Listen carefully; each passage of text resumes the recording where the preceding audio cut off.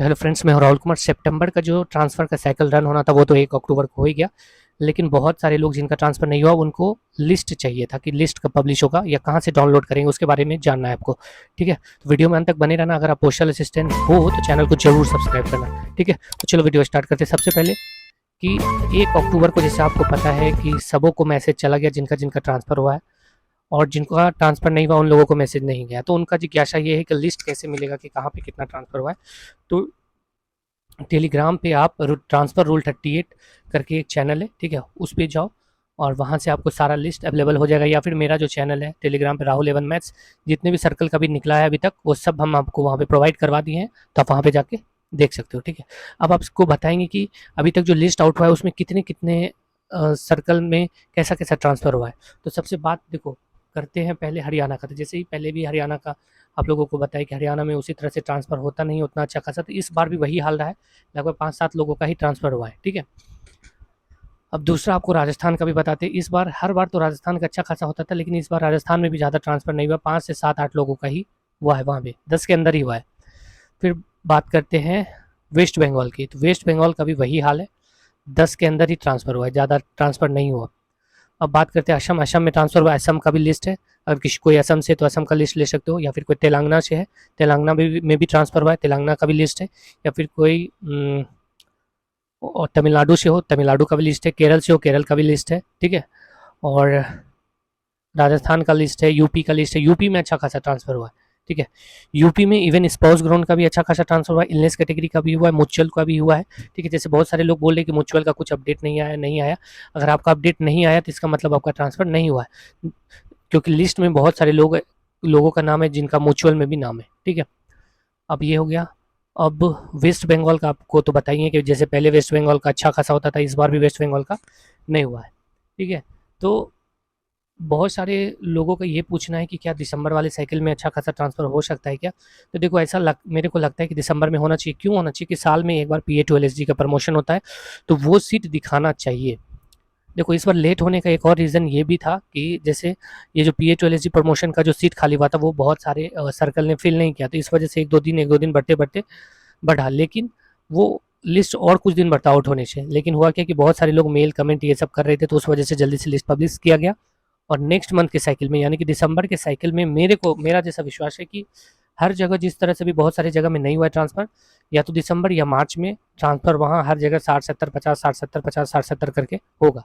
और ख़ास करके दिल्ली में देखो, दिल्ली के बहुत सारे लोग हैं इस बार, क्योंकि दिल्ली में ट्रांसफ़र उतना नहीं हुआ है, तो उन लोगों को लगता है कि दिल्ली में ट्रांसफ़र होने में बहुत टाइम लगेगा। ऐसा नहीं, क्योंकि मैंने देखा है दिल्ली का ट्रांसफ़र को। आप लोग तो अभी बहुत सारे लोग नए होंगे, लेकिन मैंने देखा है मेरे बाद का 2-3 साल बाद का जो लोग ज्वाइन किया हुआ है। मतलब देखो उसका वेटिंग कितना था, फर्स्ट साइकिल में वेटिंग था उसका 156, सेकंड में 92 होके उसका ट्रांसफ़र हो गया। ठीक है, तो इतना एक बार में लिया था।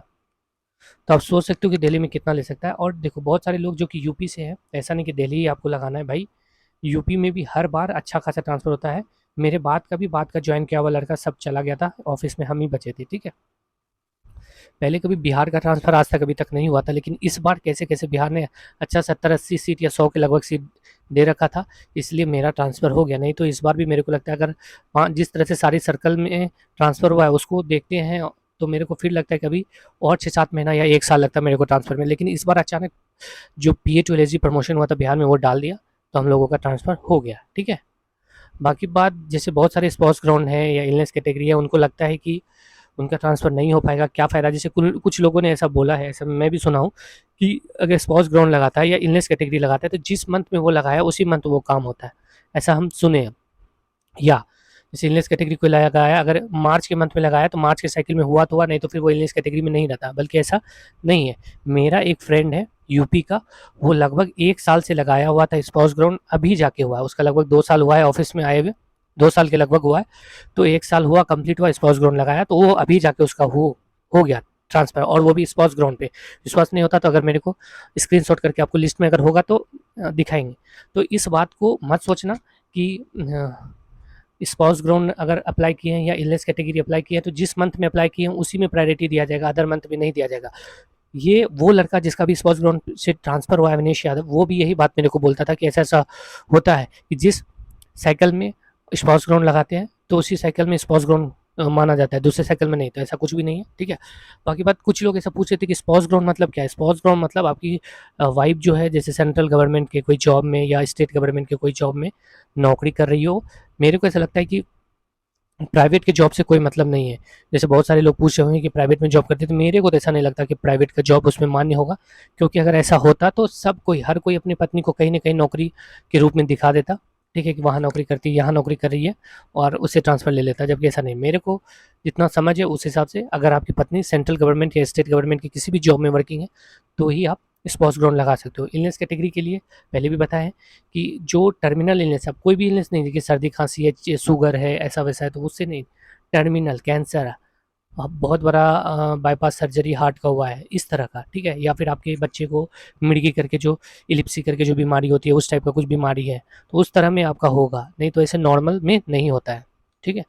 और बाकी बात देखो, जैसे बहुत सारे लोग पूछते हैं कि उनका 1 साल कंप्लीट होने वाला है, तो वो क्या करेगा? तो देखो, जैसे आपका 1 साल कंप्लीट होने में भी 1-2 महीना है, तो आप नॉर्मली जिस भी सर्कल में आपको भरना है, आप उस पे आरटीआई कर दो। आरटीआई करने के बाद आपको वहाँ का कितना वेटिंग लिस्ट है वो पता चल जाएगा, तो उसके अकॉर्डिंग आप फिल कर देना, ठीक है। एक जो इंपॉर्टेंट चीज़ आपको बताने जा रहे हैं ये है कि इंट्रा टू इंट्रा, जैसे आप अभी बिहार से, या किसी भी बिहार से, मान सपोज एग्जांपल दे रहे, बिहार से आपका ट्रांसफ़र होके अभी आप हो एमपी में, या फिर महाराष्ट्र में आपका ट्रांसफ़र हो गया बिहार, लेकिन जो आपका होम टाउन है वो नहीं मिला। तो एक बार आपने इंटर सर्कल को यूज़ कर लिया है, तो जैसे ही आप बिहार जाओगे तो आपका होम टाउन के लिए इंट्रा सर्कल तुरंत लगा सकते हो, उसमें देरी नहीं होगा, ठीक है।